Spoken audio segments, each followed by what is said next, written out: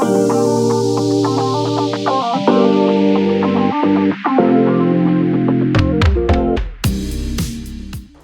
everybody and welcome back to my garden, where today's job, well, don't really call it a job because I quite enjoy it, but it's to be planted up this red banana or ensete.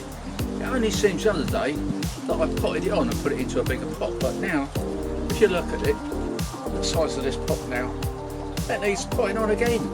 They grow incredibly fast, so my first step will be to tidy it up a little bit. So I've just taken a pair of ordinary scissors and I'm going to snip off these lower leaves. They're dying anyway. They've got a bit of slug damage. They look a bit scruffy, so we might as well just take those off.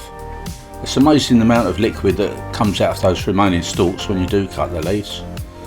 So that's that done, and this is the pot I'm going to be using. It's considerably bigger than the last one, but as you can see, it's nice and sturdy. I prefer a plastic pot because of the weight if I have to move the banana around. And as you can see, a lot of pots these days come without holes. So I'm going to take my trusty drill and I'm going to make a few holes. I'm going to make about 4, that should do. So we'll start there, drill the first one there, and then we'll carry on and do the rest. There we go. That's that one done. Next one, and the next one, and then the last one. I think 4 holes should be enough for this size of container.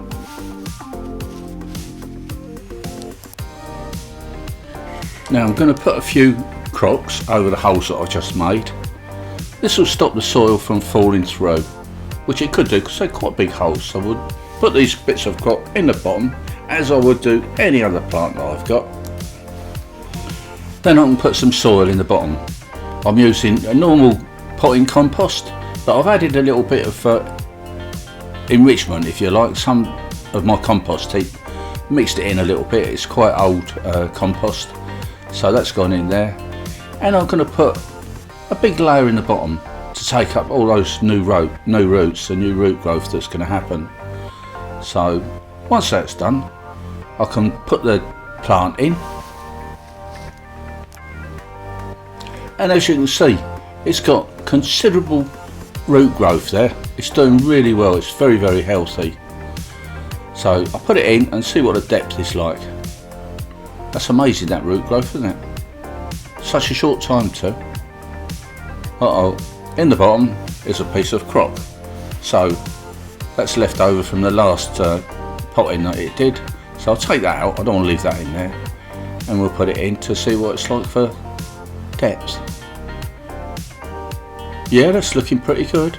I want to get it level with the soil that I'm going to be putting in there.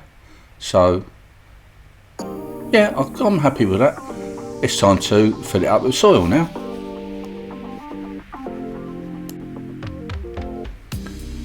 So in we go with the soil.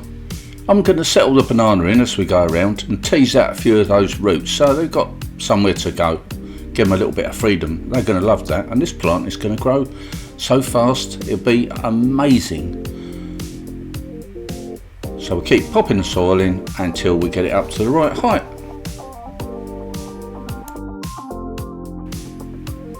And that should do nicely. Just have to firm it down a little bit, tidy it up, make sure the banana's nice and straight in that pot there. It's going to be in this pot for a long, long time. Well, I hope it is anyway. So we've just got to tidy that up, and that's part of the job done, really. It's looking good already. Now we just need to give it a quick brush down so that it's looking smart and tidy. And there, that's it done. Now doesn't that look good? We just need to give it a quick drink to settle it down.